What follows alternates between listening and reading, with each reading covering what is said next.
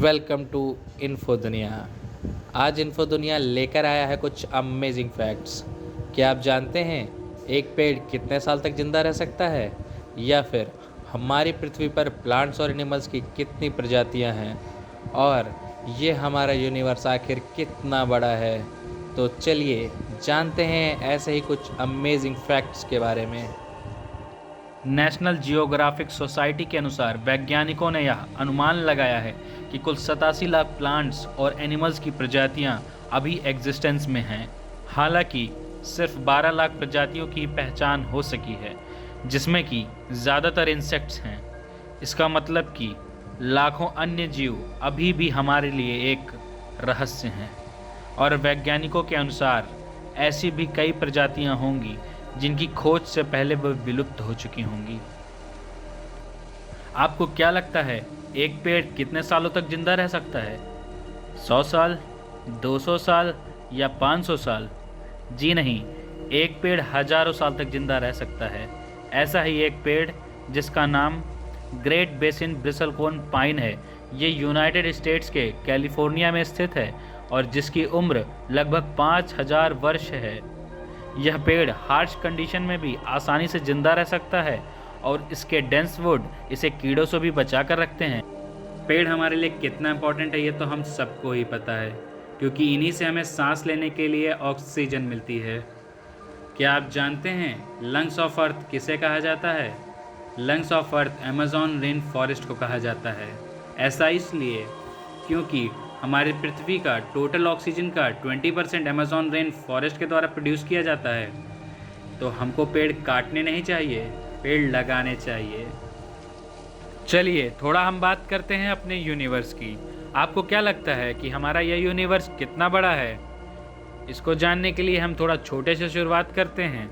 सबसे पहले बात करते हैं हमारी प्यारी धरती की, जिसका डायमीटर है 12,742 किलोमीटर्स।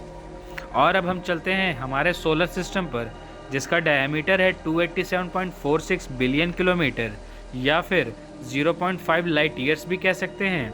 यहाँ पर ये जान लीजिए, लाइट जितनी डिस्टेंस एक साल में कवर करता है उसे हम एक लाइट ईयर्स कहते हैं। अब अगर हम इससे ऊपर जाएं अपनी गैलेक्सी पर, तो उसका डायमीटर है 1,05,700 लाइट ईयर्स। और अब हम हमारे यूनिवर्स की बात करें तो उसका डायमीटर है 93 बिलियन लाइट ईयर्स। आपने डीएनए का नाम तो सुना ही होगा, डीऑक्सी राइबोन्यूक्लिक एसिड, जो कि ह्यूमन बॉडी का जेनेटिक मटेरियल है। यह हमारे बॉडी की सारी इन्फॉर्मेशन कैरी करता है और इसी के द्वारा हमारे बॉडी की सारी इन्फॉर्मेशन नेक्स्ट जनरेशन में जाती है। क्या आप जानते हैं एक ह्यूमन डीएनए की लंबाई एक इंसान की लंबाई से भी ज़्यादा हो सकती है? जी हाँ, एक ह्यूमन डीएनए की लंबाई 2 मीटर के करीब होती है, जो कि एक एवरेज ह्यूमन की लंबाई से भी ज़्यादा है। एसिड कितना खतरनाक होता है ये तो आपने सुना ही होगा।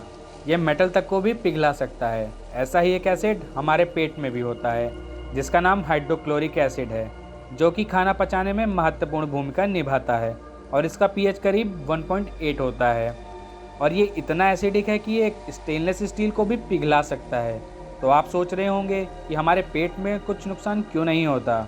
तो इसका जवाब यह है कि हमारे पेट में म्यूकस और बाइकार्बोनेट होता है, जिसमें से म्यूकस हमारे पेट की इनर सरफेस म्यूकोसल एपिथेलियम को लुब्रिकेट करता है और बाइकार्बोनेट एसिड को डाइल्यूट करके उसके पीएच को बढ़ाता है, जिससे कि हमारे पेट में इस एसिड का कोई नुकसान नहीं होता।